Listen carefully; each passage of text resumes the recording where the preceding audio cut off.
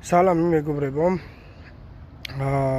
მოკლედ, ბოლო პერიოდში ძალიან ხშირად მესმის ასეთი რაღაც, რომ კონდიციონერზე ფრეონის დამატება ჭირდებათ რა.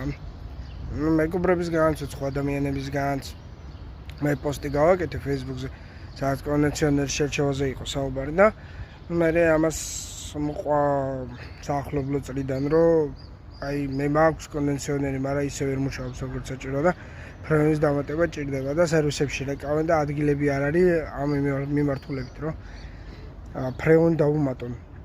მოკლედ იმდენი შეკვეთებია სერვისებში და მოკლედ რამდენიმე სიტყვით მინდა გითხრათ ესეთი რაღაცა ყველას რა.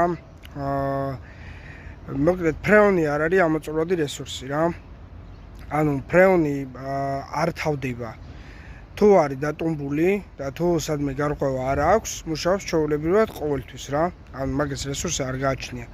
ანუ ერთადერთი შემთხვევა თუ თქვენს კონდიციონერს დაჭირდა ფრეონის დამატება, არის ის, რომ სადღაც ჟონავს.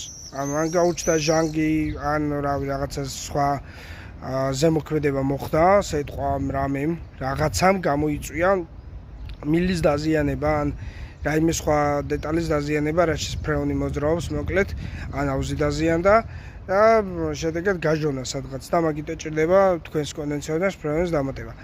ამიტომ სანამ უბრალოდ ფრეონში ავსებთ კონდიციონერს და პრობლემას მოუგვარებთ დროებით, იმიტომ რომ მომავალ წელს ან უფრო მალევე დაგჭირდებათ ისევ ფრეონის დამატება. ჯერ მოუგვარებთ პრობლემა. ანუ ნახეთ ისეთი სერვისი და ისეთი მომსახურება, რომელიც ჯერ გინახავთ იმ პრობლემას, რაც გაქვთ და შემდეგ დაგმოს ფრეონით, ასე რომ ვთქვით რა. ამიტომ ეს საკითხი გაითვალისწინეთ, რომ სამომავლოდ 100 ჯერ და 10 ჯერ და რამდენჯერაც გახდება, მოკლედ, ყვილად არ დატუმბოთ ეს ფრეონით თქვენი კონდიციონერები რა. ფრეონი არ არის ის რესურსი, რომელიც შეიძლება ამოიწუროს რა, ანუ არ გააჩნია ეგეთ რესურსი. სანამ დატომბულია და ყველაფერი რიგზეა, ანუ იქამდე იმუშავებს უპრობლემოდ. მადლობა.